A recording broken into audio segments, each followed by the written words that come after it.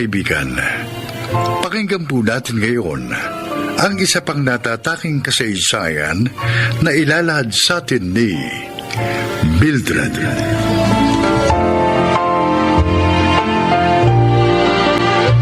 Isa akong ina. Masasabi kong hindi naman ako nagkulang sa aking mga anak sapagkat naibibigay ko naman ang mga pangangailangan nila, lalo na ang pagmamahal. Pero ang hindi ko alam, isang trahedya pala ang nakatakdang maganap sa aking pamilya. Pakinggan niyo ang aking kwento. Mama! Mama! Naglalaba ako, anak. Ano bang kailangan mo? Samahan niyo ako sa CR. Natatakot po kasi ako. Sofia naman, walang multo sa CR natin, kaya wag kang matakot. Sige na, sige na. Pumunta ka na doon. Kaya mo yan. Marami pa akong ginagawa dito, kaya wag mo na akong istorbohin. Pwede ba?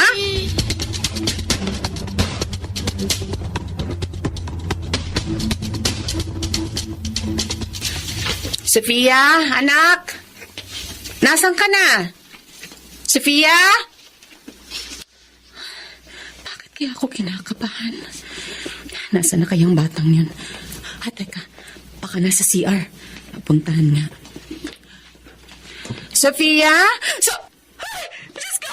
Sofia! Ano ko? Diyos ko po! Sofia! Nawalan ang anak ko! Sofia! Sofia! Sofia, anak, gumising ka! Tulong! Warren! Warren! Tulong! Si Sofia nalunod sa timba! Warren! Sofia! Sofia, anak, gumising ka! Sofia! Anak ko!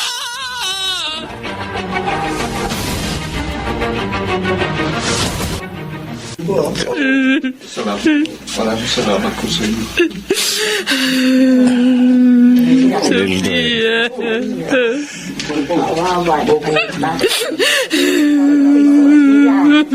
Mildred. Tatay. Kanina pa kita nakikita ang umiiyak. Tahan na. Baka saka iiyak mo magkasakit ka. Tay, kasalanan ko po. Kasalanan ko po kaya namatay ang anak ko. Kung hindi ko sana siya pinabayaan, sana hindi nangyari ito. Huwag mong sisihin ang sarili mo.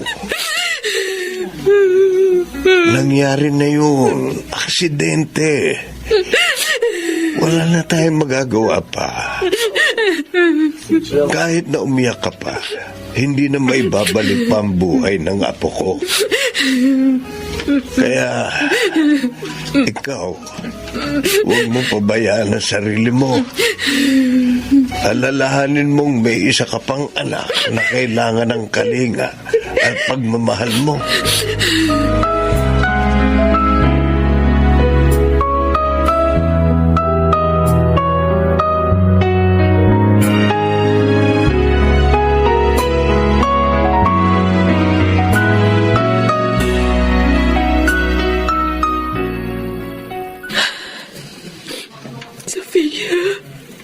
Sofia, anak ko. Patawarin mo ako kung pinabayaan kita. Sofia, namimiss na kita. Mildred, kumain ka na.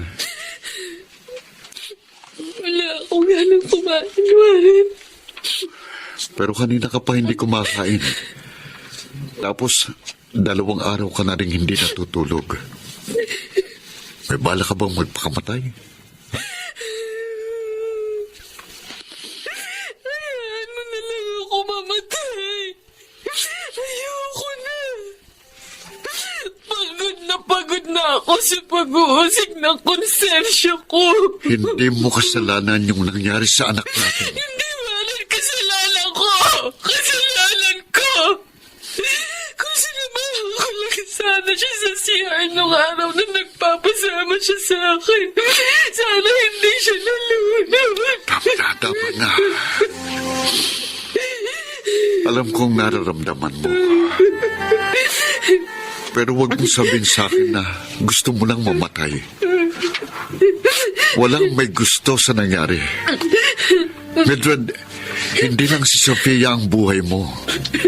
Nandito si Kyla. Nandito ako. Kaming higit na nasasaktan sa mga ginagawa mo. Sige nga, sakaling mamatay ka, sinong mas apektado? Kami, Mildred.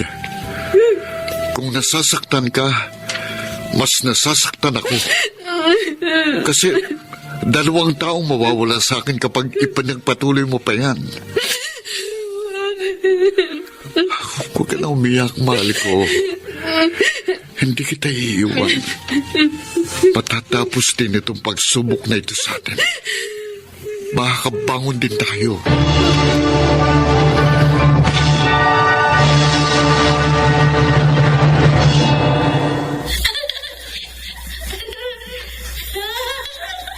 Sofia? Mama! Diyos ko po. Sofia, anak. Buhay ka. Balik na po ako. Anak ko. Oh, anak ko. Namiss kita, anak. Namiss kita. Paano ka nga pala nakabalik?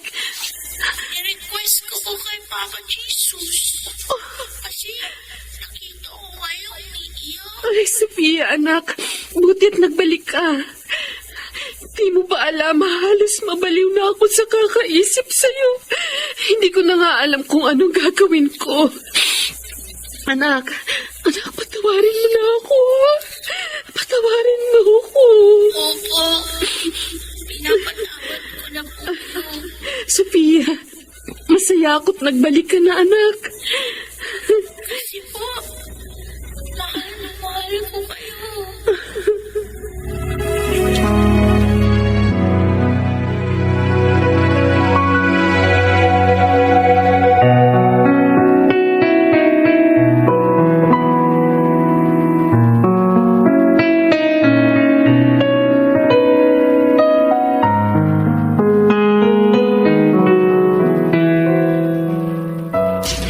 Sofia, anak, huwag ka nga alis dyan, ha? Naglalaba lang ako. Opo, Mama.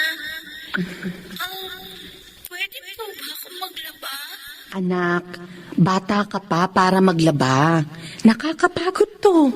At saka, baka masira ang balat mo. Matapang yung sabon na ginagamit ko eh. Di akma sa balat ng batang tulad mo. Gusto ko pong matutong maglaba. Para kapag lumaki na ako na lang naman maglalaba. Tapos kayo, magpapahinga na lang. Kasi ayaw ko po kayong mapagod. Huwag kang mag-alala, anak. Lalaki ka rin. Matutulungan mo din ako sa mga gawaing bahay balang araw. Oh, Kyla, anak. Nandiyan ka pala. Sino pong kinakausap niyo? Ang ate Sofia mo. Anak, nagbalik na ang ate Sofia mo. Eto siya, oh. Kasama ko sa paglalaba. Wala naman po eh. Di ba po, patay na si Ate Sofia? Hindi pa patay ang ate mo. Buhay siya. Kinibiro niyo naman po ako, Mama. Sofia, anak. Pagpasensyahan mo na yung kapatid mo, ha? Wala po yun, Mama.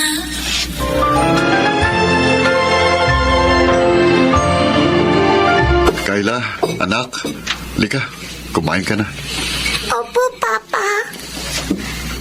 Oh, etong pagkain mo. Papa, alam niyo po ba si Mama? Nakita ko po siyang kinakausap niya ang sarili niya. Ha? Talaga, anak? Opo.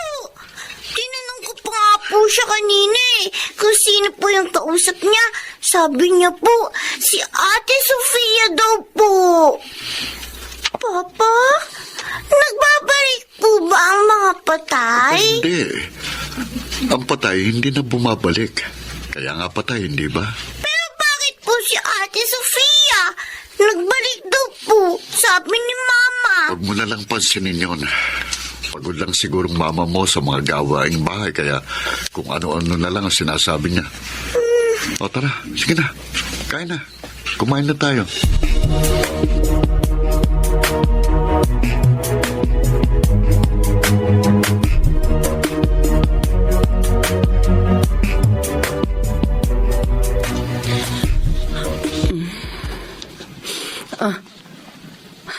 Sofia, bakit gising ka pa? Kanina ka pa ba nakatayo dyan?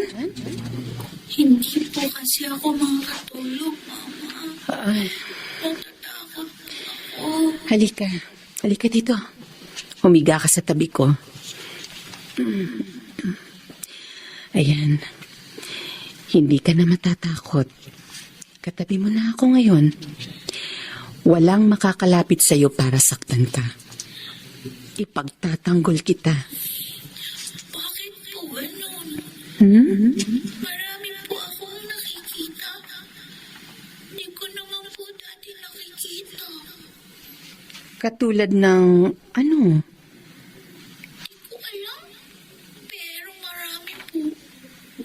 At saka alam nyo, iba-iba po yung mga nakakasama kong tao. Sinasama nga nila ako eh. Nako, huwag kang sasama sa kanila, ha? Lalo na sa hindi mo kakilala. Opo. Sinabi ko rin po yun sa kanila eh. Na hindi po ako sasama kasi ayaw ko po kayong iwan. Sofia, anak, maipapangako mo ba sa akin na kahit kailan, hindi ka sasama kahit kanino? Opo. Pangako po. Malalim na ang gabi, anak. Dapat natutulog na ang batang tulad mo sa mga oras na ito. Pwede niyo po ba akong kantahan ulit habang pinapatulog niyo ako? Sige, anak. Sana'y di magmaliw ang dati kong araw nang munti pang bata sa piling ni tatay. Nais kong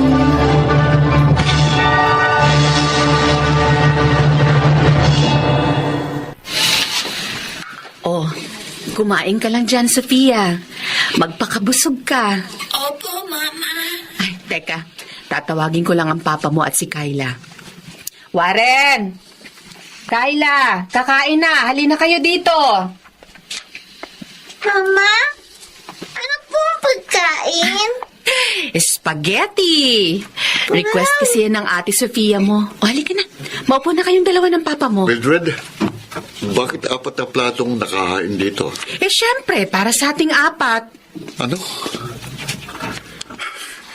Hindi mo pa rin ba matanggap na wala na si Sofia?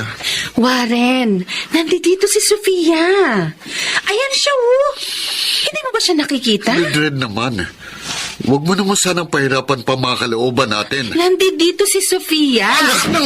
Oh, Patay na, Sofia!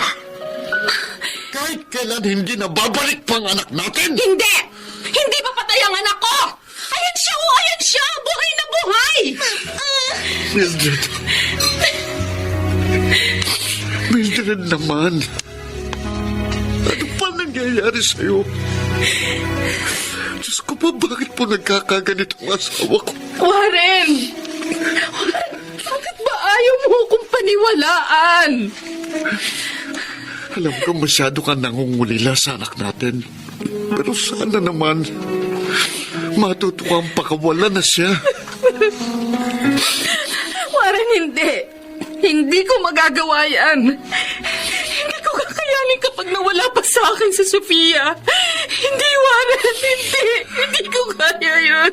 Alam ko nararamdaman mo. Pero matuto tayong tanggapin ang katotohanan. Mildred, nandito naman ako. Kasama mo ko. Kung nangungulila ka pa rin sa anak natin, sa akin ka pumunta. Kausapin mo ko, yakapin mo ko. Sa akin mo lang ituon ang atensyon mo. Asawa mo ko. Ako lang ang tanging makatutulong sa'yo.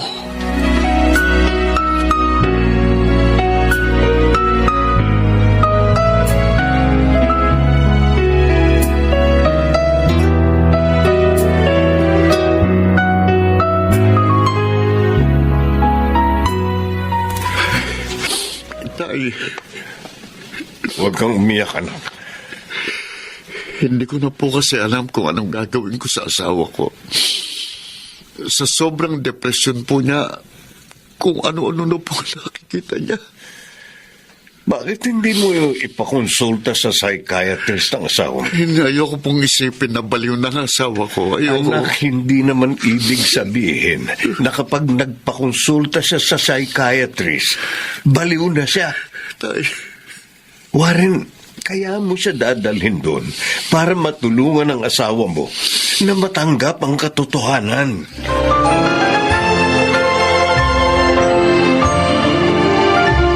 Mama? Bakit po kayo nag-iimpake? Aalis po kayo? Saan po kayo pupunta? Sasama na ako sa Ate Sofia mo. Aalis na kami. Pwede po bang sumama ako sa inyo? Hindi pwede, anak.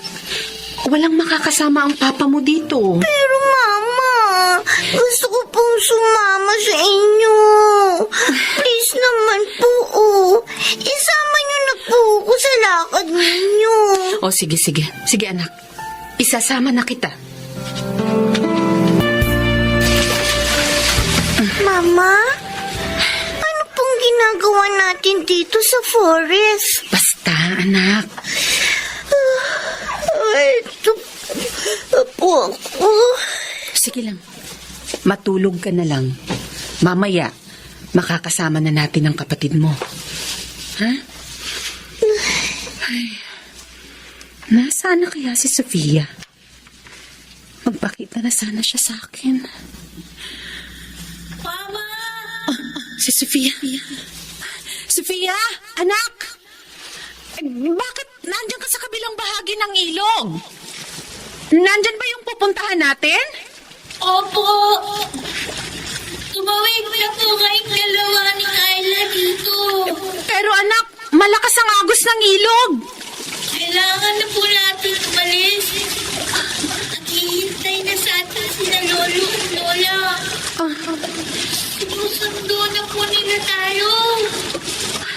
Sige na po. Tumawid na po kayo ng kabilang ilog. Sige. Sige, anak. Nandyan na kami ng kapatid mo. Mama? Kayla, anak. Kayo na ang Ate Sofia mo. Tatawid na tayo ng ilog. Mama, patay na po si Ate Sofia. Hindi na po siya papalik. Pero anak, Ang sabi po sa akin ni Papa, nasa heaven na raw po si Ate Sofia. Kasama po ni Jesus. Mama, naghihintay po si Papa sa atin. pero Kayla, Mahal na mahal po kayo ni Papa. Kapag nawala po tayo, iiyak siya. Mama, uwi na po tayo. Gusto ko na po makita si Papa. Please. sige. Sige, anak. Uuwi na tayo. Pero bago tayo umuwi, kakausapin ko lang ang Ate Sofia mo, ha? Sofia, anak. Pasensya ka na kung hindi kami makakasama sa'yo, ha? Naghihintay sa amin ang papa mo. Sige na. Sumama ka na sa lolo at lola mo. Hindi na po tayo magkikita. Nagkakamali ka. Magkikita pa rin tayo sa tamang panahon. Pero hindi pa sa ngayon. Anak, sana maintindihan mo kami. Mama,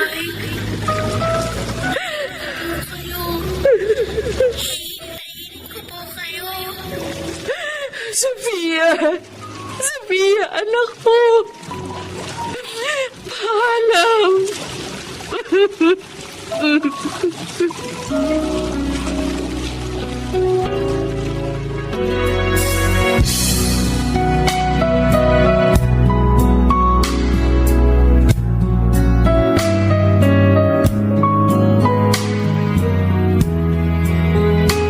Mildred!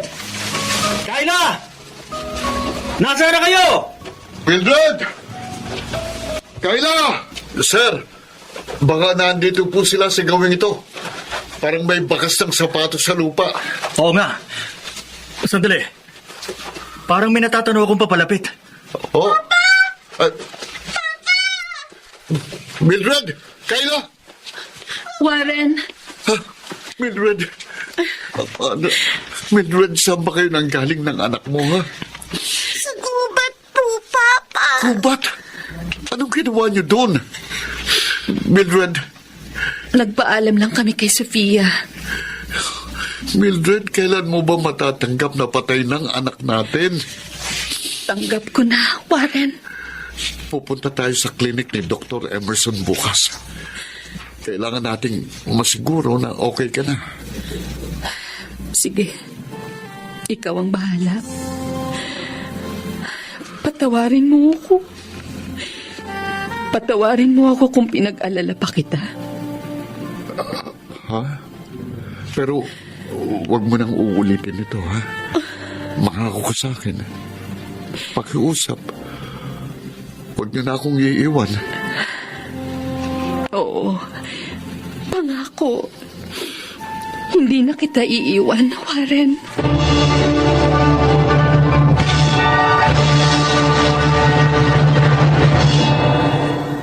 Pagkatapos noon ay nagpakonsulta ako sa psychiatrist. Hindi nagtagal ay bumuti na rin ang aking isipan. Sa tulong ng aking asawang si Warren at anak na si Kayla, tuluyan ko nang natanggap ang nangyari sa aking panganay. Gayunpaman, mananatili pa rin si Sofia dito sa puso ko. Magkikita rin kami sa takdang panahon. Ako si Mildred at ito ang aking buhay. Wagas ang pagmamahal ng isang ina. Kaya sadyang masakit para sa kanya ang mawala ng anak. Ngunit maiibsan ang bawat sakit dahil nandyan ang kanyang pamilya na handa siyang damayan sa lahat ng oras. Ang pagmamahal ng ating kapamilya ang siyang kailangan upang muling makabangon sa buhay.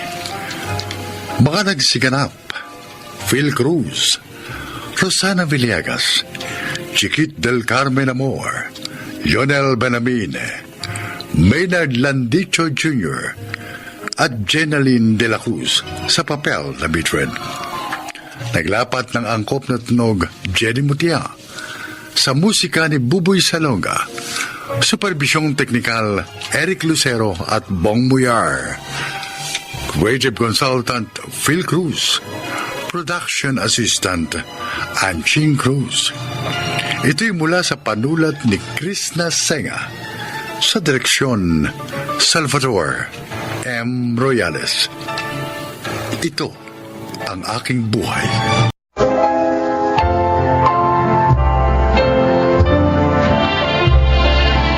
Mga kaibigan, sa araw na ito, marinig po ninyo ang testimonya ng isang nilalang na nais ibahagi ang kanyang kwento upang kapulutan ng aral. Siya po ay si Sally. Isa akong ina sa 3 mga supling. Ngunit ang tawag na ina ay hindi nararapat sa akin. Sapagkat inabandon ako ang aking mga anak sa loob ng halos 3 dekada nang dahil sa kahirapan. Pero ngayon, gusto kong itama ang aking mga pagkakamali at punan ang lahat ng mga pagkukulang ko sa aking mga anak. Ito ang aking buhay.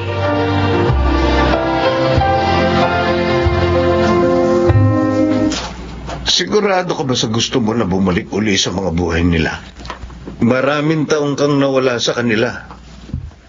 Sa palagay mo, tatanggapin ka uli nila? Gino, mga anak ko pa rin sila.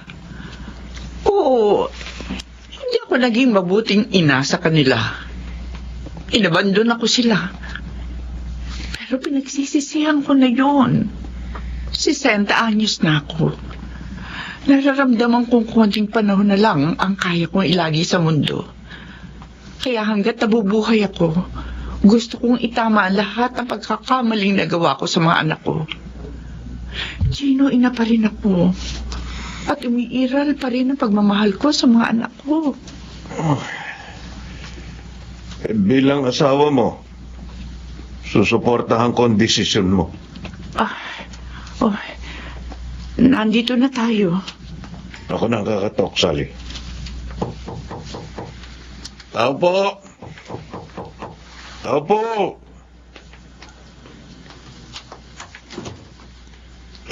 Pasensya na ho sa abala. Ito ba ang bahay ni na Jimena de los Santos? Opo.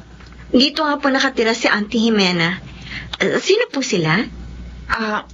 Pakisabi, nandito si Sally. Sandali lang po. Tita Jimena? May mga bisita po kayo. Si Sally daw po. Ano, Sally? Opo. Ate Jimena? Sally? Oh, Diyos ko! Sally, ikaw nga!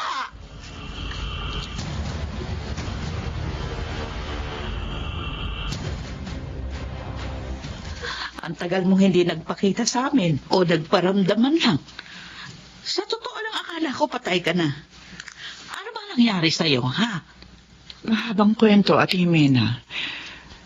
Dahil sa sobrang hirap ng buhay, iniwan ko sa iyo mga anak ko. Pagkatapos, nakipagsapalaran ako sa siyudad ng maraming taon. Maraming trabaho kong pinasok. Pagiging tindera, waitress, sweeper, kasambahay, konduktora sa bus. Halos 10 taon din ako nakipagbuno sa buhay. Bago ko nakilala si Gino at napangasawa. Nagkaroon kami ng 4 na anak. At lahat sila ngayon, may sarili-sarili ng pamilya. Hindi mo man lang naisip na dalawin sina Teo, Basil at Iris. Ang totoo niyan, matagal ko nang gusto magpakita sa mga anak ko. Kaso nauunahan ako ng takot. Sigurado, galit silang 3 sa ginawa ko sa kanila. At yun ang mali ko, Ate Jimena. Kasi walang araw o gabi na hindi ako binabagabag ng aking konsensya. Ate, sorry. Nung umalis ka at iniwan mo sa akin ang mga anak mo, nagpakaina agad ako sa kanila. Pinunan ko lahat ng mga pagkukulang mo. Minahal, inaruga, pinakain, at pinag-aral ko sila ng mahabang panahon. Aawa ng Diyos. Nagbunga din yung mga paghihirap ko. Si Teo, engineer na. Si Basil naman, isang certified public accountant. Si Iris naman nag-aaral ng paggawa ng mga alahas. Wala po silang mga sariling pamilya pero masasabi ko, successful na sila sa buhay. Maraming salamat, Ate Jimena. Ay kaya lang, hindi ko alam kung magiging masaya ba sila kapag nalaman nilang ikaw ang kanilang ina. Ate, handa ko naman tanggapin anumang masasakit na salita ang bibitiwan nila sa akin.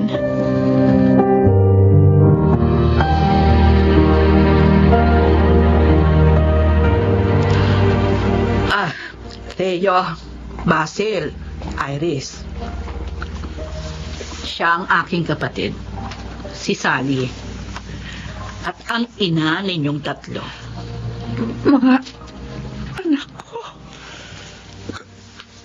Kayo po ang tunay naming ina?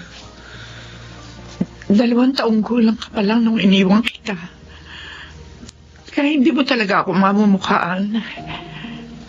Pero nagbalik ako sa inyo para itama ko ang lahat ng aking pagkakamali at mapunan ang lahat ang pagkukulang ko sa inyo bilang isang ina. Mama, Sanggol pa lang ako nung iniwan ninyo kami. Pero alam niyo po ba? Matagal kong hinangad na isang araw. Nakatalik ka sa amin. Ang tagal po namin kayong hinintay. Patawarin niyo ako, mga anak. Wala na po sa akin kung nagkamali man kayo noon. Ang mahalaga, nagbalik kayo. Ma, payakap po. Oo naman, anak. Salamat, Iris. Pinatawad mo pa rin ako sa kabila ng lahat. Teo, Basil, patawarin niyo na ang inyong mama kung malaki man ang naging kasalanan niya sa inyo. Teo, Basil. Ma. Anak ko. Patawarin mo ako kung iniwang kita na matagal. Pinapatawad ko na po kayo, Ma. Masaya po kaming magkakapatid kasi nagbalik na po kayo. Pero ako hindi. Hindi ako masaya. Teo, Akala nyo mapapatawad ko kayo sa ilang dekadang pag-abandona mo sa amin? Hindi. Kaya hindi mahalaga sa akin kung bumalik ka man o hindi. Teo! No, Ate Jimena.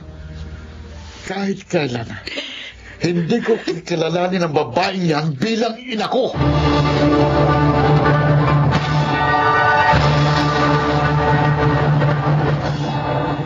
Oh, umalis na yung asawa nyo.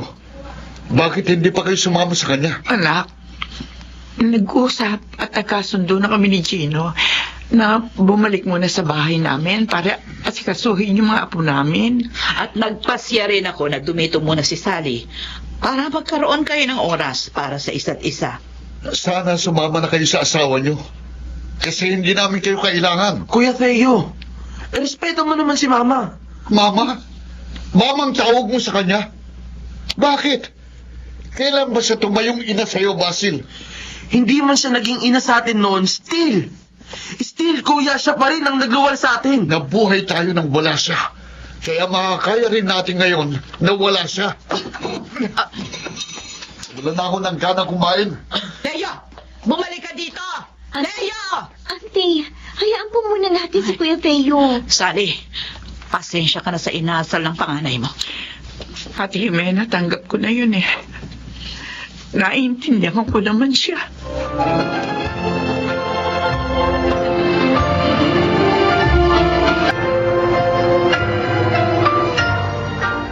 Engineer Theo, ito yung progress report natin sa Masagana Homes 2. Our project is well praised by our investors. Magandang balita yan. Anyway, ina-expect din nila na magiging successful itong Parker Building na ginagawa natin, ha? Kaya kailangan din nating pagtuunan ng pansin. Teka, ano yun? Ano yun? Ha? Engineer, gumuguha ang building! Babagsakan tayo ng mga batal!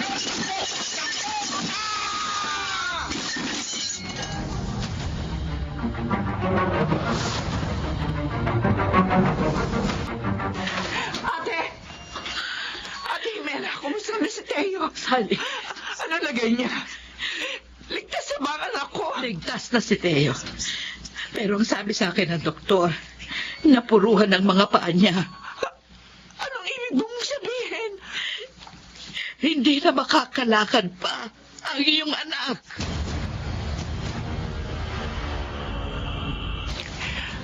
Teo, nandito na tayo sa bahay. Oh, magluluto muna ako ng pananghalian natin, ha? Maiwan ko muna kayong dalawa ni Teo, Sally. Siya nga pala. Nagpalit na kayo ng kwarto ni Basil. Dito ka na ngayon sa dati niyang kwarto sa ibaba. Para hindi mo na kailangang umakyat pa ng hagdan. Halika. Ihahatid kita sa bago mong kwarto. Hindi na, huwag na. Hindi na kailangan. Kaya kong pagulungin ang wheelchair ko na mag-isa. Teo, anak. Hindi mo ba narinig ang sinabi ko? Hindi ko kailangan ng tulong mo. Kaya kong mabuhay nang hindi humihingi ng tulong sa'yo o kahit kanino.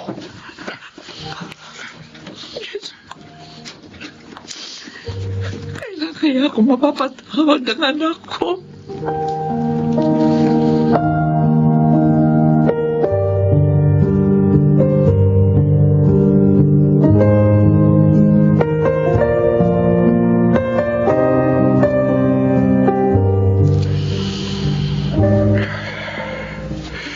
Hindi ko matanggap na nangyari sa akin ito. Bakit? Ano bang kasalanan ko sa Diyos para ibigay niya sa akin ito? Itong napakalaking pagsubok. Teo, binigay sa'yo ang ganyang klaseng pagsubok. Hindi ibig sabihin susuko ka na lang sa buhay. Kailangan tanggapin mo ang nangyari. Magsimula ka ulit. Bumangon ka. Marami ka pang pwedeng gawin sa buhay. Ang importante, buhay ka. Hanggat may hininga, may pag-asa. Ate Jimena, Maiwan ko muna kayo ng mama mo. May asikasuhin lang ako doon sa kusina.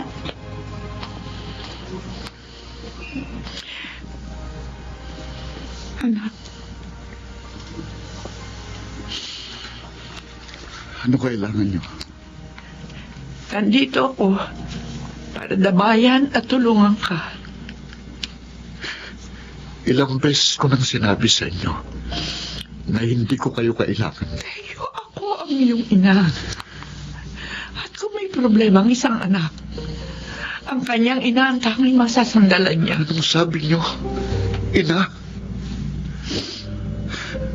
Alam niyo bang ibig sabihin yan?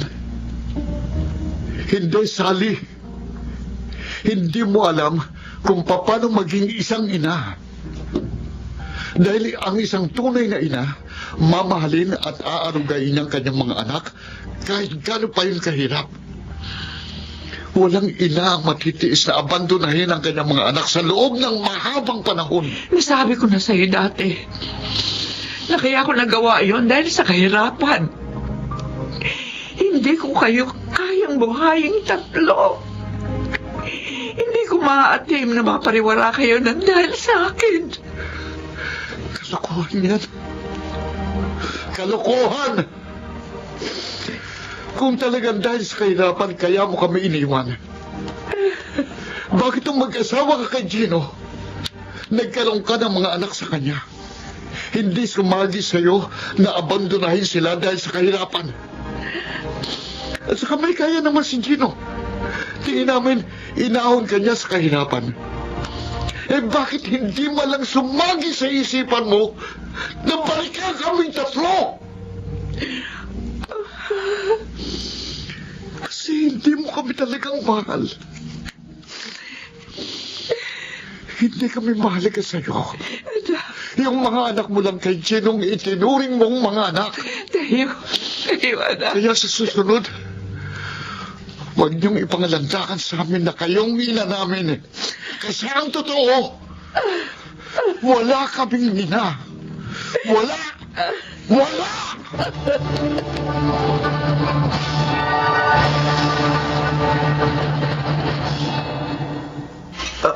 Auntie Jimena, nasan po si Mama?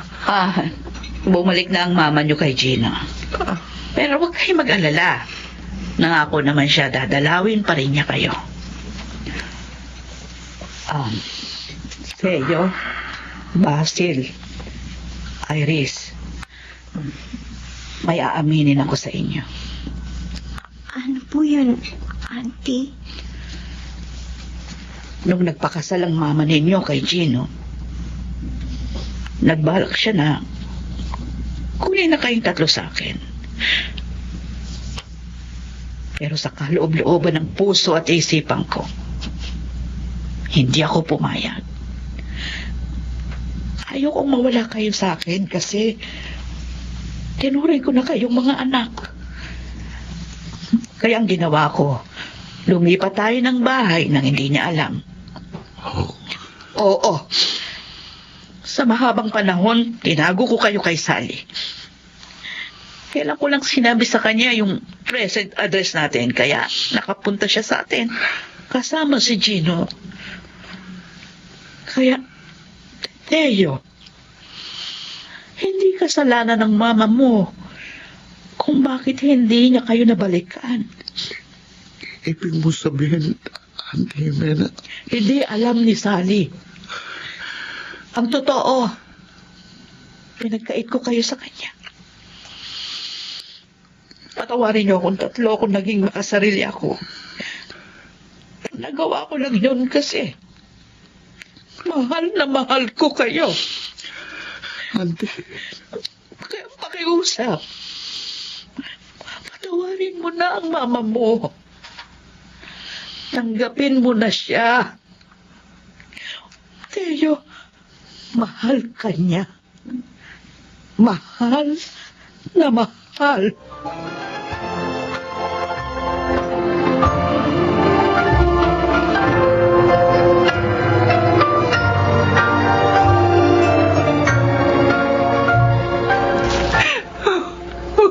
Oji. Alam kong masakit ang pinagdaraanan mo. Pero tama naging desisyon mong bigyan mo muna ng espasyo ang panganay mo. Sally, pagbalik-balik ta rin man ang mundo, ikaw pa rin ang kanyang ina. Darating ang araw, matatanggap ka din niya. Sandali, may kumakatok sa labas. Baka ang mga anak nating sina Daisy Trina yan. Bubuksan ko lang ang pinto.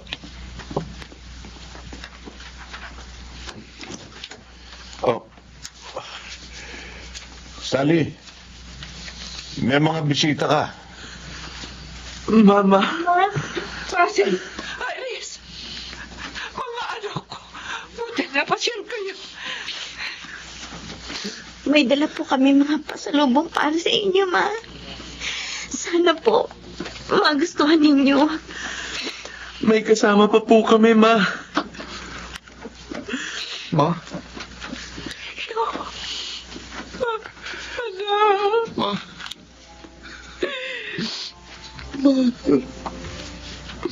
Bakit ka umiiyak, anak? Patawarin po ninyo ako. Kung nakapagbitaw ako ng mga masasakit na salita sa inyo noon. Patawarin niyo po ako kung hindi ko kayo agad natanggap bilang aming ina. Hindi ko po dapat ginawa yun sa inyo. Pinagsisisihan ko po yun. Inamin po sa amin ni Auntie Jimena na nung nagpakasal kayo ni Tito Chino, sinubukan niyo kaming bawiin sa kanya. Pero sa halip na ibalik, itinago niya kami sa inyo. Kaya po pala, hindi kayo nagparamdam sa amin ng mahabang panahon. Oo, totoo yun. Matagal ko na kayong gustong hanapin. Pero hindi ko alam kung saan ako magsisimula. Pero huwag sana kayo magalit sa Tita Jimena niyo. Hindi naman po kami galit kay Auntie. Na-realize lang din po namin na wala kayong kasalanan. Sana, mapatawad na po ninyo ako. Teo, kahit kailan, hindi ako nagalit o nagtampo sa iyo. Naiintindihan ko ang sitwasyon. Ang gusto ko lang naman makabawi sa inyong tatlo. At sana, hindi pa huli ang lahat. Hindi pa ho. Tinatanggap po namin kayo ulit sa buhay namin. Mahal na mahal po namin kayo. Tama po si Kuya Teo. I love you, Ma. I love you din po, Ma. Ay, naku. Payakap na sa mga anak ko. Ma, Ito na siguro ang pinakamasayang parte ng buhay ko. Maraming salamat po, Panginoon ko.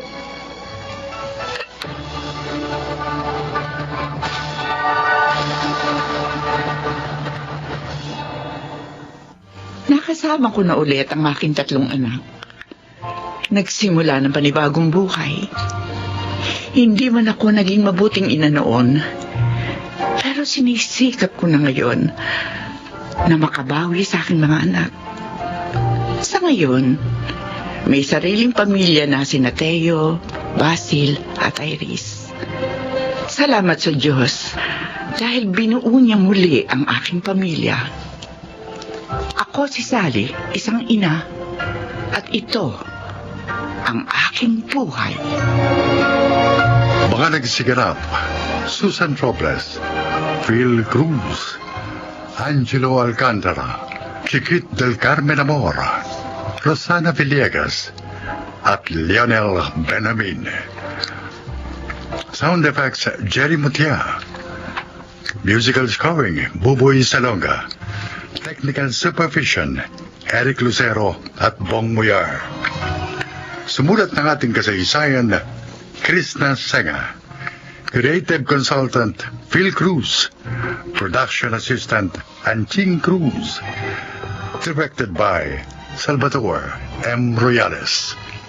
Ito ang aking buhay.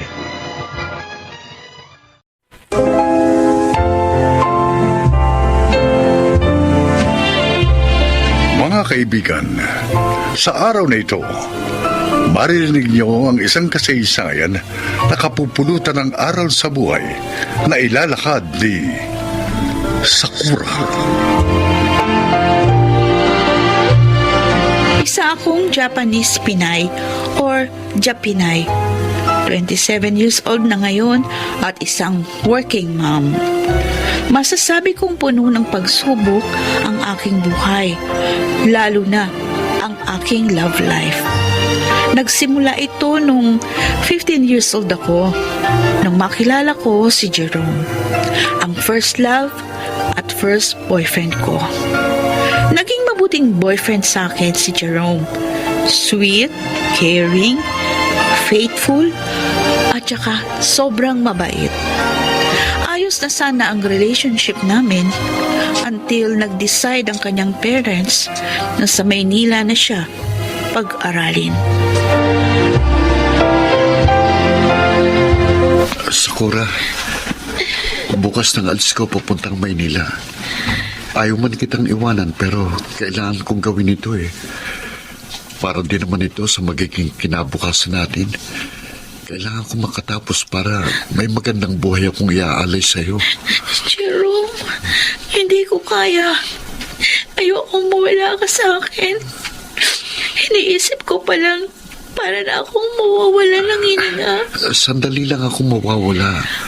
At saka, sa Maynila lang naman ako mag-aaral.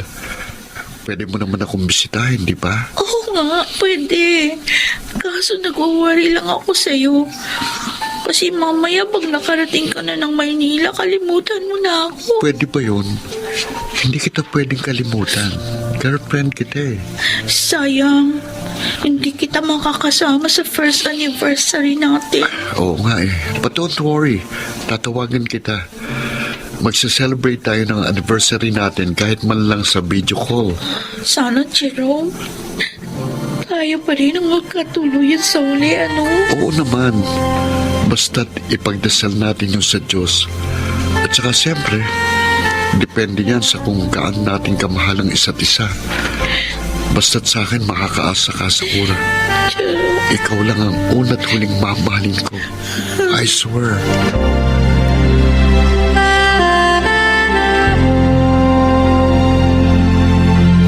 Sakura, bakit di ka pa kumakain? At saka, namumutra ka. May sakit ka ba? Masama lang pakiramdam ko, Kuya Tatsuya. Tsaka ayoko ng pagkain. Sorry, parang ayaw masikmura ng katawan ko. Ops naman, para sa akin na nagluto ng pagkain natin. Eh, sorry talaga, Kuya Kaito. Alam ko masarap ang luto mo. Nagkataon lang, meron akong hinahanap na ibang pagkain eh. Sandali. Hindi kaya buntis ka, Sakura? Ha? Ano po, Ma? Matagal na kita inaobserbahan. Madalas kang mahilo, naduduwal. Tapos sinusuka mo lang yung kinakain mo. Namumutla ka rin. Tapatin mo ko. Nagalaw ka na ba ni Jerome? Ano, Sakura? Oo. May nangyayari na sa amin ni Jerome. Patay tayo dyan. Kung sakaling buntis ka, pananagutan ka kaya ng lalaki yun? Nag-aaral pa lang pareho si na Sakura at Jerome. Yo. Paano niyo mapapanagutan ng kapatid natin? Malabo, Kuya Tatsuya. Sakura, magbihis ka mamaya. Pupunta tayo sa doktor para ma-check up ka. At masiguro kung buntis ka nga. Sakali mag-positive ka, tatawagan ko ang mga magulang ni Jerome para mapag-usapan ang problemang ito.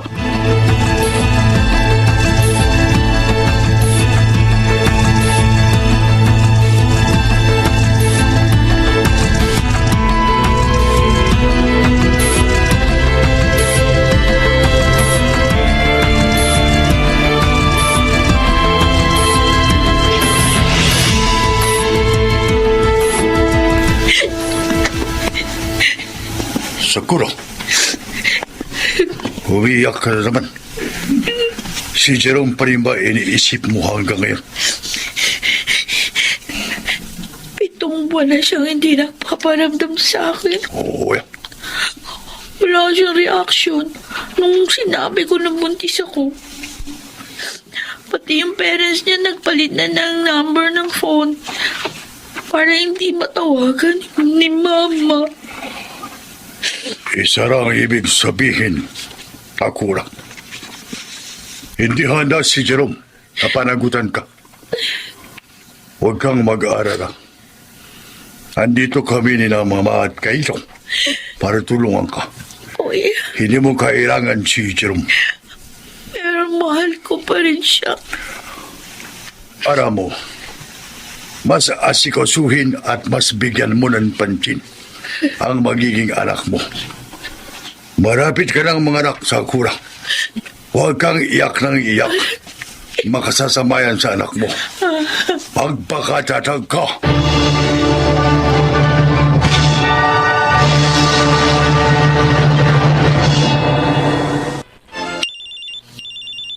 Hello?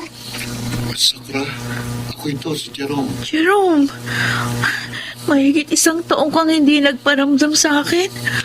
Alam mo ba kung gaano ko nag-alala sa'yo? I'm sorry.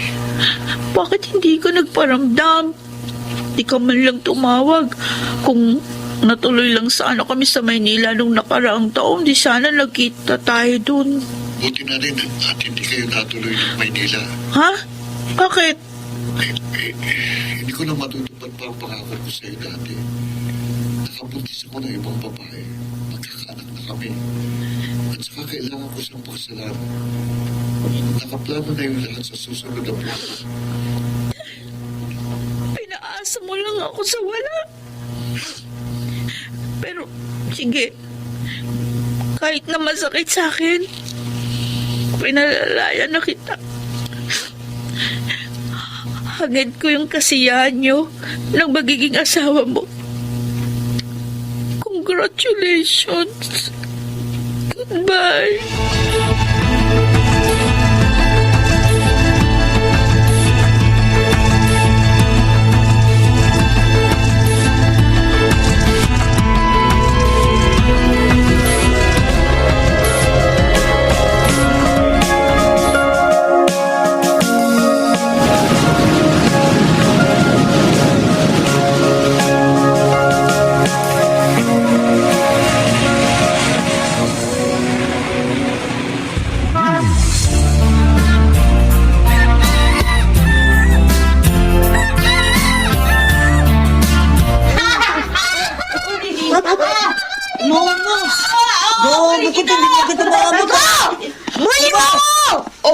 Anak, ang likod-likod mo. Halika nga dito.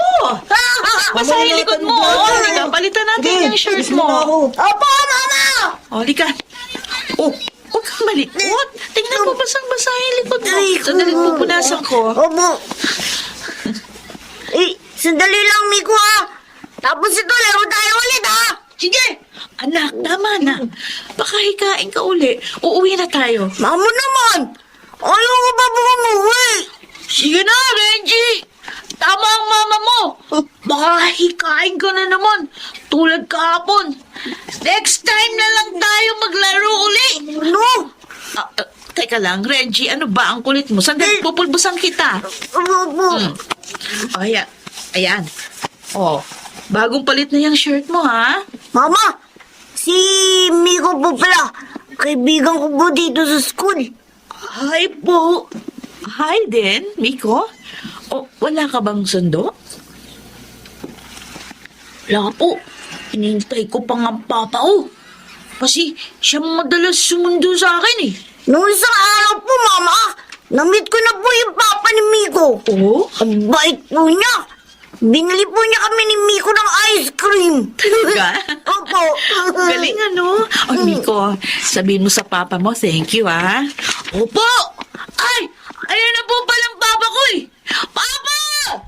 Papa! Miko! Miko, anak! Oh, kumusta ka na? Ang schooling, kumusta? Okay naman po. Papa, alam nyo, naka 100 kami sa seat work ni Renji. Talaga? Opo. Galing naman ang anak ko. Ay, alika, Papa. Ha? I-meet natin ang mama ni Renji. Sakura? Ikaw ang nanay ni Renji? Salamat, Jerome. Hinatid mo pa kami ni Renji sa bahay. Walang anuman. Sakura, kung okay lang sa'yo, may tatanong sana ako eh. Sinong ama ni Renji? Ikaw ang ama ni Renji. Ha? Buntis na ako noon nung iwan mo. Sabi ko na nga, be. Unang kita ko palang kay Renji. May naramdaman kong anak ko siya. Ganon kasing itsura ko nung bata pa ako. Pasensya na kung hindi ko nasabi sa iyo noon ng totoo. Ayoko kasing makagulo pa si Renji sa pamilya mo. Nasabi mo ba kay Renji ang tungkol sa tunay niyang ama? Naikwento kita sa kanya. Pero hindi pa niya alam kung ano ang itsura mo. Pwede bang kilalanin niya ako bilang ama? Sakura, gusto kong bumawi sa anak natin at huwag kang mag-alala. Regular akong magbibigay ng sustento kay Renji. Ano naman kayang magiging reaction ng asawa mo kapag nalaman niyang may anak ka sa akin? Alam kong maunawaan ni Sandra ang lahat. Okay, sige. Hahayaan kitang makasama mong anak ko. May tiwala naman ako sa'yo. Hindi mo pababayaan si Renji. Nasa iyo na rin kung gusto mong bumawi sa mga pagkukulang mo sa kanya bilang ama. Salamat. Pangako, magiging mabuti kong ama kay Renji.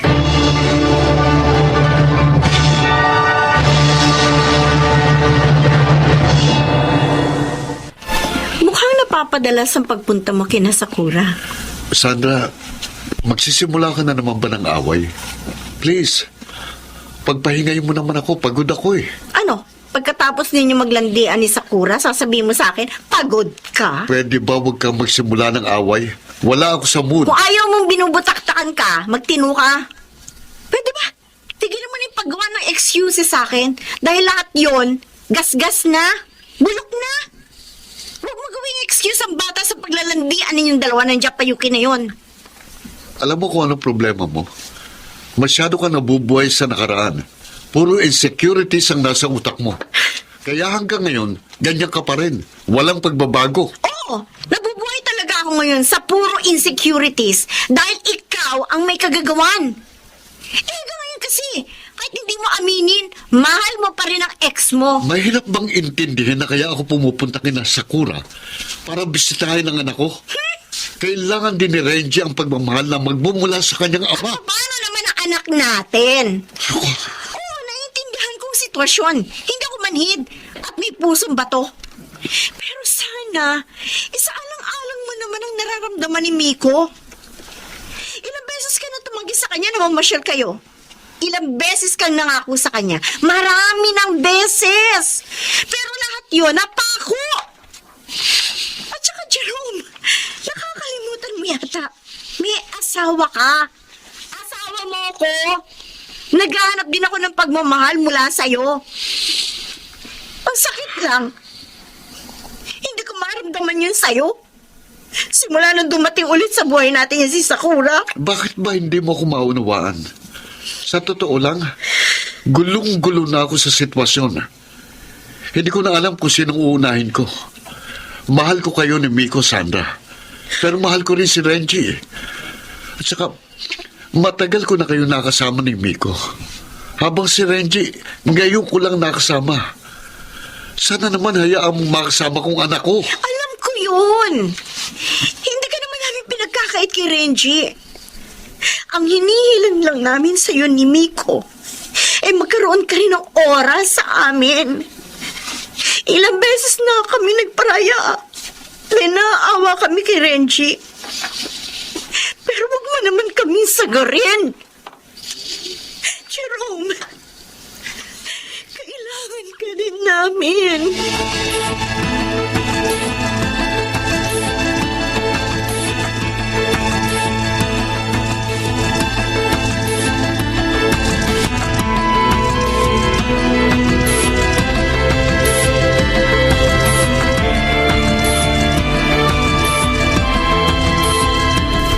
Mabuti naman at pumunta ka, Sakura. Bakit, Sandra? Ano pag-uusapan natin? Tungkol kay Jerome. Sakura, nakikiusap ako sa'yo. Tigilan niyo na kami ni Jerome. I don't want to be rude, pero nasisira na yung relasyon namin ni Jerome dahil sa inyo ng anak mo. Sandra, unang-una, hindi ko hangad na sirain ang relasyon ninyong mag-asawa. Nagkataon lang na kailangan ni Renji ng pagmamahal ng isang ama. Alam mo, wala na akong nararamdaman pa kay Jerome. Nakaraan na yun eh. Kung sa palagay mo, nasisira namin ang anak kong relasyon ninyo ni Jerome. I'm sorry. Kaya lang kita kinausap dahil doon. Nawawala na kasi siya ng oras para sa amin ni Miko. Alam ko naman eh. Nauunawaan mo ko. Ina ka rin katulad ko. Si Miko nagtatampo na siya sa ama niya. Kasi puro na lang si Renji. Sa kanya nakatuon ang atensyon niya. Nasasaktan ako para sa anak ko. I know. Pero hindi mo ba naisip? Ngayon lang naranasan ni Renji ang maramdaman ng pagmamahal ng kanyang ama. Kayo ni Miko. Matagal niya kayong nakasama. Na-enjoy niyo ang pagmamahal na binibigay sa inyo ni Jerome.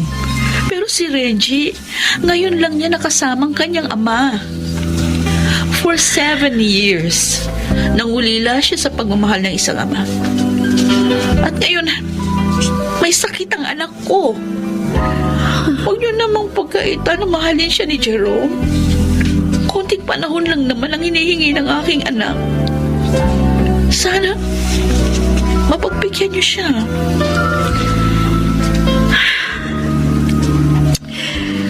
Okay. Naiintindihan ko. Sige. Magpaparaya ulit kami ng anak ko. Huwag kang mag-alala. Hindi mawawala si Jerome sa inyo.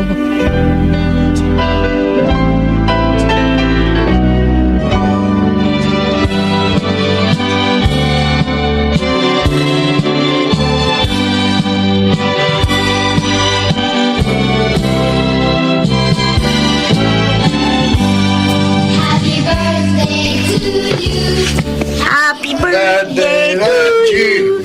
Happy birthday, happy birthday. Happy birthday to you. Happy nice birthday, anak. Etong regalo ko sa'yo. Wow! Thank you po, Mama. Welcome. Kami rin ang mga tito mo, Renji. May regalo din kami sa'yo. Wow!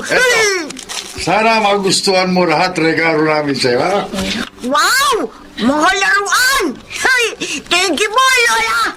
Tito Tatsuya! Tito Kaito! Renji, may regalo din kami sa'yo ng tita Sandra mo. Eto, Renji. Alam namin paborito mo yan. Wow! We Bear Bears! Paborito ko nga po Salamat po, Papa! Tita Sandra!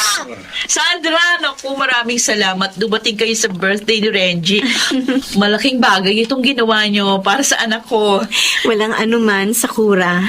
Masaya kami mag-asawa na makasama si Renji sa special day niya. Kung kasama nyo lang sana si Miko, di mas masaya siguro si Renji. Close na kasi ang dalawang magkapatid. Nasa Amerika lang kasi si Miko eh. Nagbabakasyon sa mga lolo't lola niya. Pero malapit na rin siya umuwi. Sakura, Jerome, salamat din sa'yo. Dahil kahit na busy ka at abala sa iyong pamilya, may oras ka pa rin para kay Renji. walang anuman. Masaya ako kasi nagagampanan ko ang tungkulin ko sa aking anak. At saka, tinutulungan ako ni Sandra. Para anak na rin ang turing ko kay Renji. Nakakatuwa at nakakataba ng pusong marinig mula sa inyo na mahal niyo ang aking anak. Tatanawin kong malaking utang na loob ito sa inyo.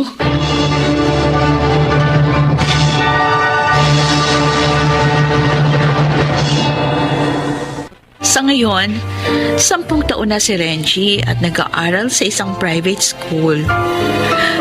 Patuloy pa rin sa pagdalaw si Renji sa kanyang ama at masaya naman siyang sinasalubong ni Sandra at Miko. At ito pa, magkumari na kami ni Sandra dahil naging ninang ako sa pangalawang anak nila ni Jerome na pinangalanan nilang Mark Andrew. Ako naman, may boyfriend na rin. Mark ang kanyang pangalan. Nagtatrabaho siya bilang sales rep at masasabi ko na masaya ako sa kanya. Next year, ikakasal na kami ni Mark. Kaya super excited na ako. Ako si Sakura. Ito ang aking buhay. Bagamat hindi man nagkatuluyan sina Sakura at Jerome, ay masaya pa rin sila sa kani-kanilang buhay. Ganun talaga ang mangyayari na ang bawat partido ay walang insecurities na itinatago at tanggap nila ang bawat isa. Nagawa pa rin magkaisa ni Sakura at Jerome para sa kanilang anak na si Renji. At higit sa lahat, natutong tanggapin ni Sandra ang sitwasyon at natutuhan na rin niyang mahalin si Renji bilang kanyang sariling anak. Naway maging inspirasyon ang kwentong ito sa mga katulad ni Sakura at Jerome na may kaparehong sitwasyon. Mga nagsiganap, Phil Cruz, Lionel Benjamin, Susan Robles, Chiquit del Carmen Amor at Rosana Villegas sa papel na Sakura. Naglapat ng angkop na tunog Jenny Mutia, sa musika Buboy Salonga, supervisyong teknikal Bong Muyar at Eric Lucero, creative consultant Phil Cruz, production assistant Anching Cruz. Ito'y mula sa panulat ni Krishna Senga, sa direksyon Salvador M. Royales. Ito ang aking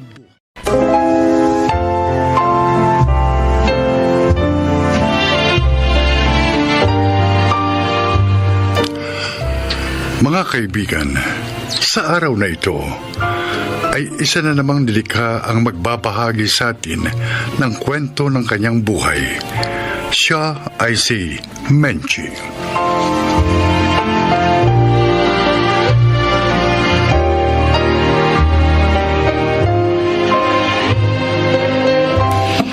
Maaga po ako naulila. At dahil wala namang naabot na mataas na pinag-aralan, kasambahay po ang aking naging trabaho. Pakinggan po ninyo ang aking buhay.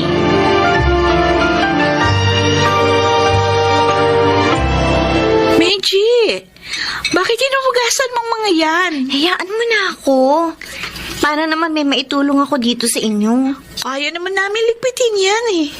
At saka gusto ko rin naman na may ginagawa ako. Naiinip ako eh. Okay, ikaw nang bahala. Ay, Dayan, kanina nga pala. Kinausap ako ni Mrs. Rios. Yung kapitbahay ninyo mayaman. Oh, bakit? Anong sinabi niya sa'yo? Inalok niya ako. kung gusto ko raw pumasok na katulong sa kanila. Malaki raw ang ipapasweldo niya sa akin. Mahirap dun eh. Ha? Alam mo ba, walang nagtatagal na katulong sa kanila. Kahit na nga malaki magpasahod si Aling Sandra. Ay, ganun. Alam mo ba kung bakit? Hindi. Hindi ko naman kasi nakakausap yung mga nagiging katulong nila dahil nga may trabaho ako sa mall. Pero palagay namin ni Inay, dahil yun sa anak ni Aling Sandra. Gusto ko sana subuking magtrabaho dun eh. Ha? Sayang naman kasi malaking sweldo. Doon nga sa mga dati kong amo, walang nagpapasahod sa akin ng ganung kalaki. Kahit na nga masipag naman ako. Sa bagay. Tapos meron pang nananakit, di ba? Ay oo, yung huli ko naging amo. Kaya nga umalis ako dun eh. At nagpunta dito sa inyo. Kaya lang, ilang buwan na rin akong tambay. Pero nag-aalala ako kung doon ka magtatrabaho kay Aling Sandra. Salamat sa pag-aalala mo. Isa ka talagang tunay na kaibigan. Malapit lang naman ang bahay nila rito eh. Kaya, magkikita pa rin tayo.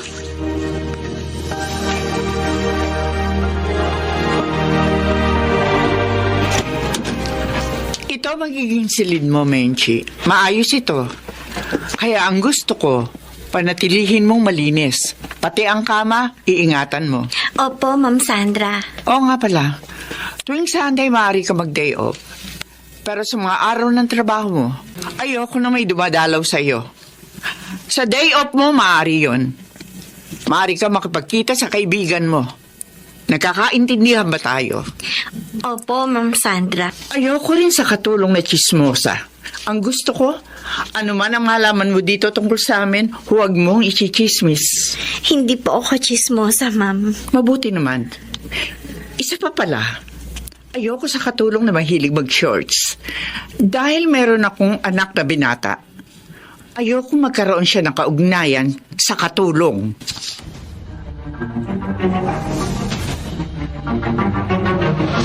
Boring na dito sa amin, Sunny. Doon na lang tayo sa inyo tumira. Hindi pwede. Nandun si Ermat. May kontrabida. Alam mo, kinabugs na lang tayo, mabuti pa. Ay, oo, tama. Wala nga pala doon ang Ermat at Erpat niya. Tawagan mo na siya. Sabihin mo, pupunta tayo. Kailan tayo sa inyo? Sasabihin ko sa inyo pag wala si Ermat. Ipapakita ko tuloy sa inyo ang bago naming Maichi. Napalit na pala ang dating yung katulong, ha? Oo. At mas maganda pa sa kanya ang pumalit. Siguro naman sa isang yun, hindi na tayo mabubulilyaso. Mami, may lakad ako. Pahingin akong pera. Na naman? Sani naman. Kailan ka ba magbabago? Sisirain lang ng shabu yung utak mo. Ang dami mo namang daldal. Mami mo ko, kaya nagmamalasakit ako sa iyo. Hindi ko kailangan ng malasakit mo. Ano? Magbibigay ka ba ng pera o kukunin ko ang mga alahas mo? Oh, Diyos ko. Ano bang pagkukulang ko sa anak ko? Bakit ba siya nagkaganon? Ayoko masira ang buhay niya. Pero anong gagawin ko para matulungan siya? Ma'am Sandra, tama na po. Huwag na po kayong umiyak. Menchi, Nakita ko po ang buong pangyayari. Naawa po ako sa inyo. Kaya nung makaalis po si Sir Sunny, nilapitan ko na kayo. mahal na mahal ko ang anak ko. At ayoko mapahamak siya, Menchi. Ma'am, huwag po kayong magagalit Pero, ano po kaya kung ipagamot niyo po siya uli? Pero nagbanta siya sa akin. Kapag daw dinala ko siya sa rehab, tatakas siya. At hindi ko na siya makikita pa. Aalis po kayo, Mang Hector? Oo, Menchi. Titingnan ko lang ang pamilya ko. Ilang araw na kasing may sakit ang misis ko eh. Nagpaalam na po ba kayo kay Ma'am? Oo, at pinayagan na niya ako. Babalik din naman ako agad. Menchi, Po. mag-iingat ka rito ha. Hanggat maaari, iwasan mong lumapit kay Sunny. Kinakabahan naman po ako sa mga sinasabi ninyo, Hindi, mga mahirap Hector. na eh. Baka mapagtripan ka niya. Nakuha mo na ang pera ko. Ano pa bang gusto mo? Tumahimik ka, ha? Gusto kong maglaro. At ikaw ang paglalaroan ko. Sana'y kung ano man ang iniisip mo, pakiusap, huwag mong ituloy. Mami mo ko, anak. Umiga ka. Mami mo ko. Higa, sabi. Wag. Matakot ka sa Diyos. Ngayon nakatawag na ako sa police station. Pupuntahan ko na si Ma'am Sandra. Baka kung ano nang ginawa sa kanya ng kanyang anak. Pag nagkataon, ipapalo ko sa kanya itong dala kong pamalo. Ay, Diyos ko. Tulungan mo po kami. Narito na ako sa tapat ng kwarto ni Ma'am. Bigla akong bubuksan itong pinto ng ganito. Bitiyan mo si Ma'am Sandra! Tumahimik ka. Tawa ka sa mami mo! Ay, magandang dumating. Halika. Lumapit ka. Pare ko naman ang maging kabalik niya. Pinalapit niya ako. Bahala na. Talagang lalapit ako. Benji. O, ikaw, tanda. Alis dyan. Ito pa! Benji. Tahan na po, ma'am. Hinuli na po ng mga pulis si Sir Sunny. Akala ko mapagsasamantalahan at mapapatayin ako ng sarili kong anak. Salamat na lamang dumating ka at nakatawag ng pulis. Ngayon po, ma'am, matatahimik na po kayo. Maraming salamat sa iyo. Sinuong mo ang panganib, mailigtas lang ako. Awang-awa na po ako sa inyo, ma'am. Kaya hindi ko na po inisip ang sarili ko. Napakabuti mo talaga. Hindi ako nagkamali sa pagtanggap sa iyo bilang aking kasambahay.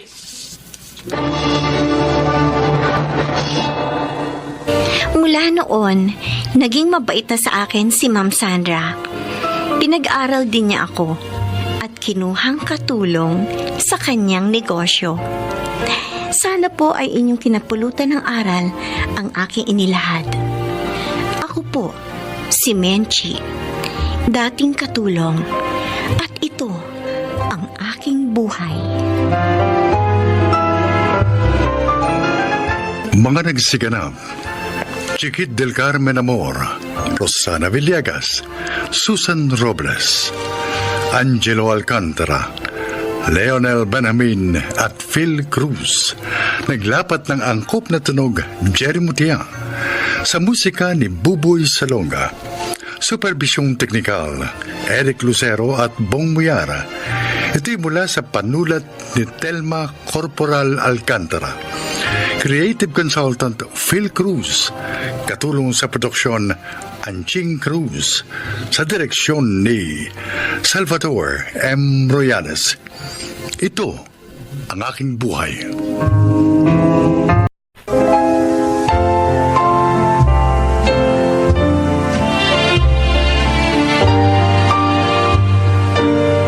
Mga kaibigan, sa araw na ito, isang lalaki ang magbabahagi sa atin ng kanyang kasaysayan upang kapulutan ng aral sa buhay.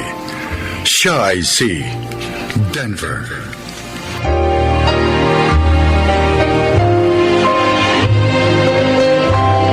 Years na akong professor.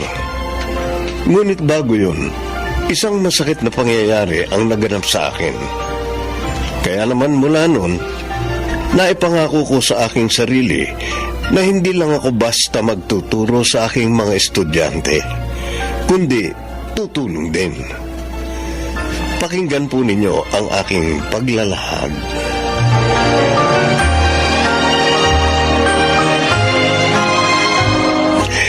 Birthday ko ngayon, Randy.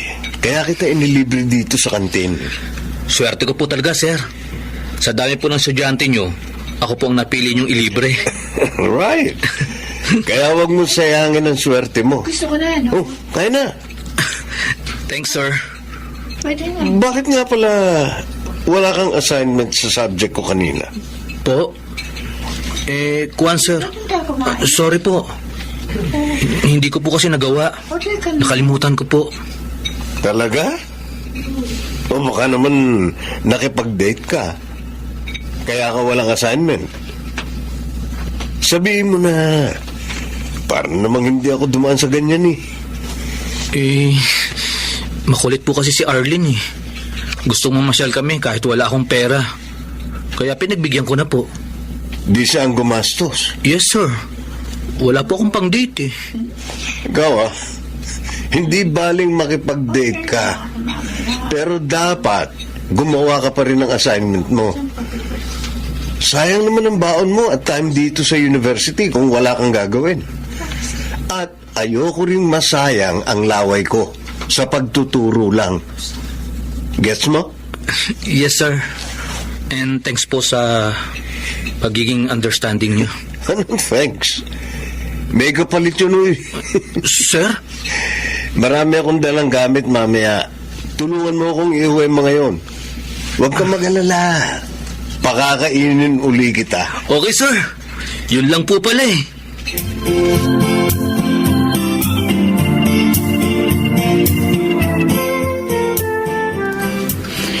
Ang swerte mo, Randy.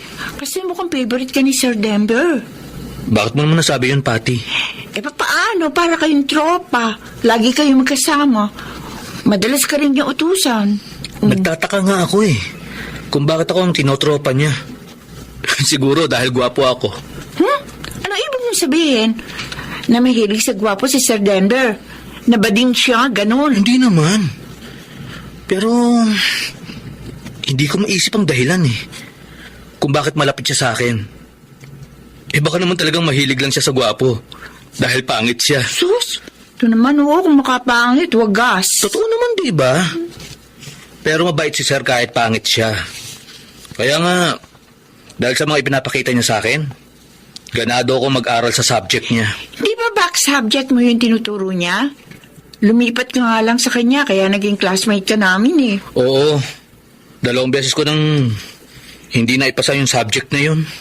Palagay ko, this time, papasa ka na. Tropa mo kasi, professor natin eh.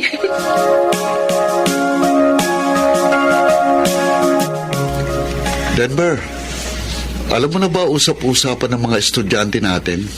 Anong usap-usapan, Norman? Favorite student po raw si Randy. Sa bagay, napapansin ko nga, madalas mo siyang kasama.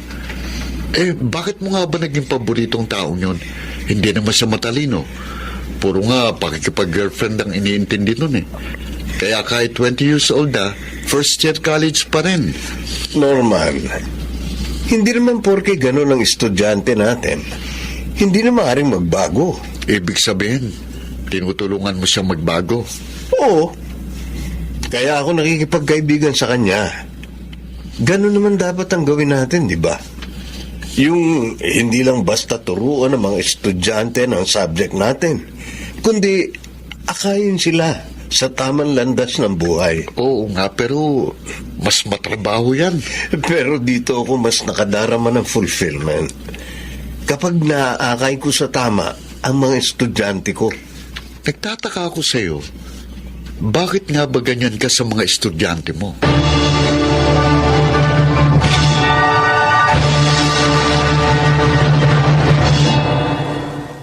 Randy, hindi ka na naman dumating sa usapan natin yesterday. Sorry, Jessel.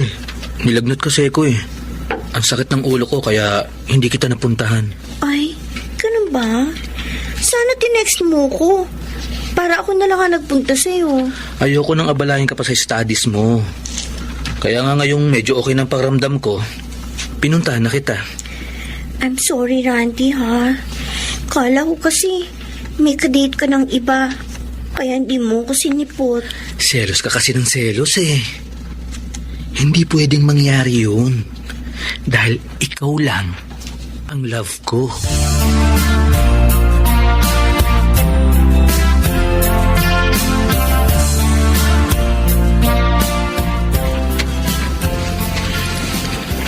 Buksan mo na. Tiyak magugustuhan mo yan. Nakakahiya naman sa'yo, Arlene. Ikaw na lang ang laging may gift sa akin. Ganito talaga ako. pag love ko yung tao. Sige na. Open mo na yung gift ko sa'yo. Okay. Wow! Ang gandang cellphone nito. Thanks, Arlene. Gumastos ka pa ng malaki. Happy Monthsary. Ha? Ay, oo nga pala. Mansari nga pala natin. Happy Mansari, babe. Kawa. Nakalimutan mo. Pasensya na. Marami kasi akong assignment sa university. Kaya nakalimutan ko. Oh, ano? Di ba tayo mamamasyal? Ha? Mamamasyal? Kaya lang... Huwag ka mag-alala. Akong bahala sa gastos.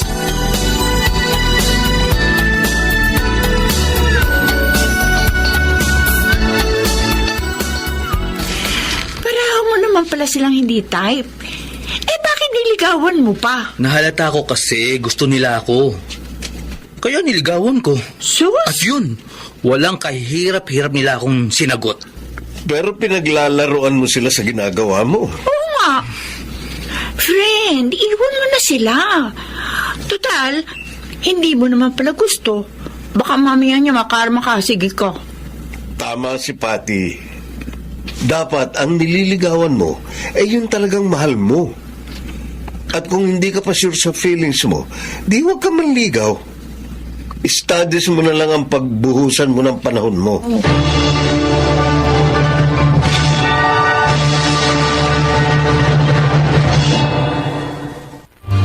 Napakasaya ko nung oras na yon. Napakagaan ng aking kalooban. Dahil sa isang kaluluwa ang naituwid ko ng landas. Sana po'y kinapulutan ninyo ng aral ang aking kasaysayan. Ako si Denver, isang professor, at ito ang aking buhay.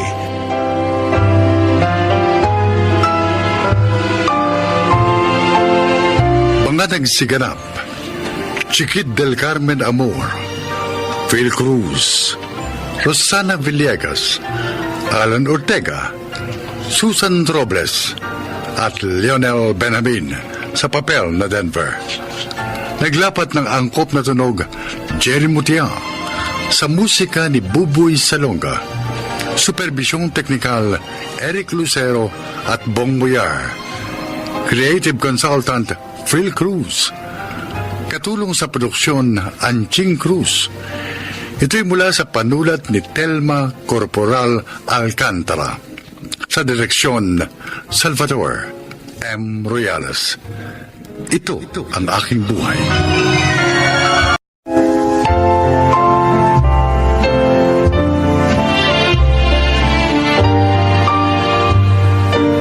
Mga kaibigan, sa araw na ito ay isa na namang nilalang ang magbabahagi sa atin ng kanyang buhay upang kapulutan ng aral. Siya po ay si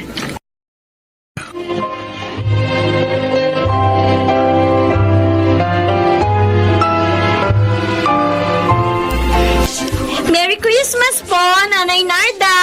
Hi, Myra. Merry Christmas din. Heto po ang gift ko sa inyo. Ay, salamat ko naman. Nagabla ka pa. Okay lang po yun. Ay, nasaan nga po pala yung best friend ko? Ay, nandun sa kwarto. Midlip sandali. Sumakit kasi ulo eh. Kumusta na nga po pala yung project niya? Kanina yun, di ba? Oo, ayos naman. Successful. Tinulungan siya ni Oscar at ng mga barangay namin. Dumating po ba si Gerald? Ay, naku, hindi. Nagtalo sila ng gusto ni Ruby nung isang linggo. Nasundan pa yun ng tanggapin ni Gerald, yung kliyenteng hindi tinanggap ng aking anak.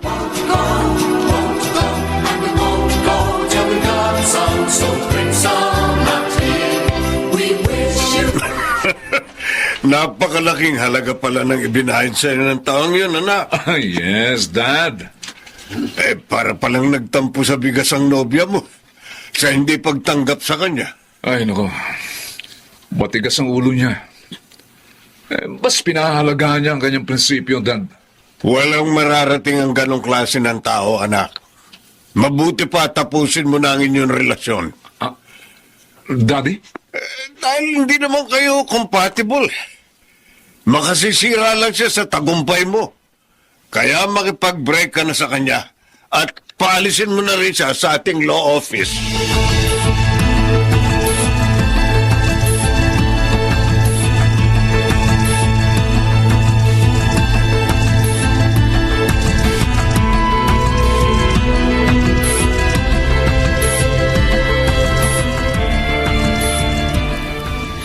Grabe naman ang mag-amang yun. Ang sama ng ugali.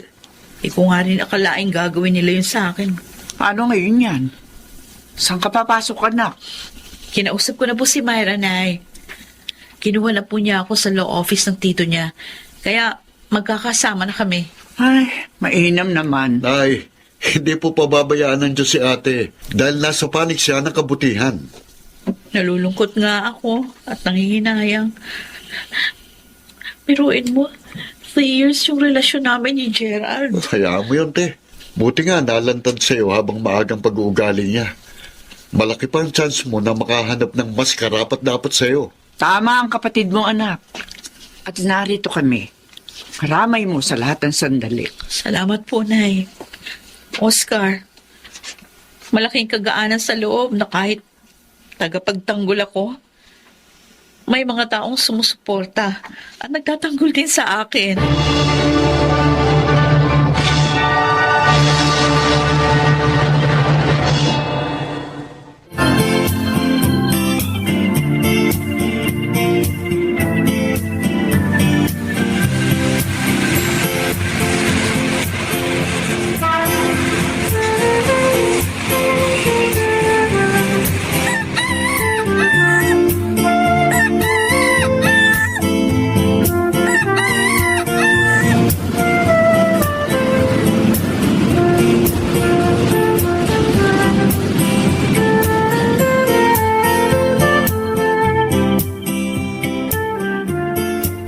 Congratulations, Attorney Ruby! Naipanalo mo ang kaso ni Rowena. Ay, ang saya-saya ko, Myra. At nagpapasalamat ako sa Diyos dahil niloob niyang mangibabaw ang katarungan. Pinag-uusapan ka na nga ngayon, Attorney. Ay, ano ka ba? Tigilan mo ang katatawag sa akin ng attorney. Dalawa lang naman tayo dito sa room. At hindi naman yan ang lagi mong tawag sa akin. Naku, napaka-humble talaga ng best friend ko. Eh, teka. Bakit naman nasabi mong pinag-uusapan ako? Dahil natalo mo si Ronald Millones. Maging ang dati mo boyfriend. Kalimutan na nga natin ang taong yon. Tara, halika. Lilibre kita ng lunch. Ay, sandali. Lila, may tatanong lang ako. Ano ba? Ano na naman yun?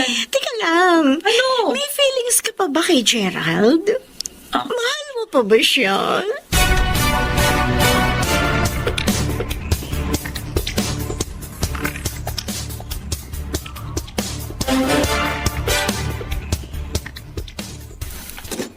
Oh, kayo pala, Nay. Pasok po kayo. Yan ba yung mga isasama mo sa mga ipamimigay ng ate mo sa darating na Pasko? Opo. Abay, kadami! Mas marami kaysa nung mga nakaraang taon. Tumulong din po kasi mga office mate ko. Matutuwa ang ate mo niyan. Sa kanya rin, maraming nagbigay ng tulong. Ang bilis ng panahon, no, Nay? Oo nga. 2 years lang ang nakalilipas. Buhat ng simula ni ate ang proyektong ito. Ay, tama, anak. At sa awa ng Diyos, lalong gumiginhawang buhay natin. Lalo kaming nagtatagumpay ni ate sa aming trabaho.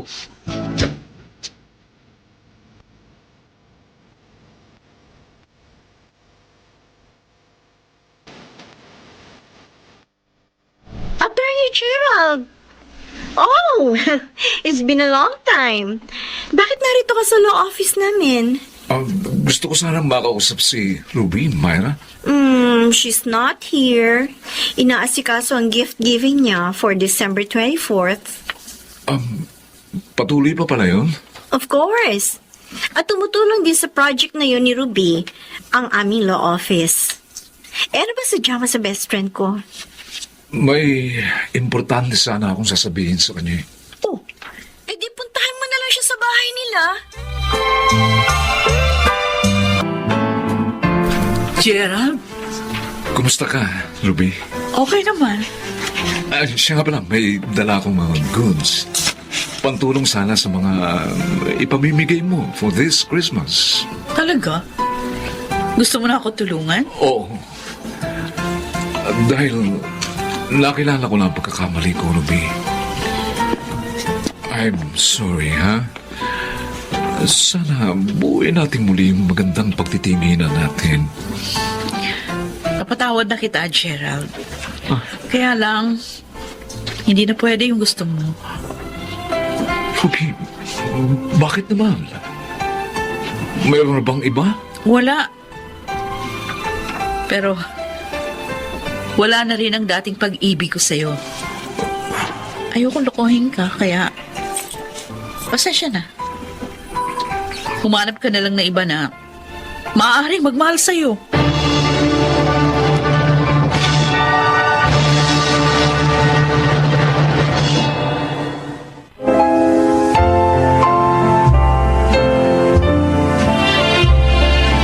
Kahit wala pa rin akong boyfriend hanggang ngayon, masaya ako dahil nagagampanan ko ng tapat ang aking propesyon. Ako po si Ruby, bumabati sa inyo ng maligayang Pasko at masaganang bagong taon.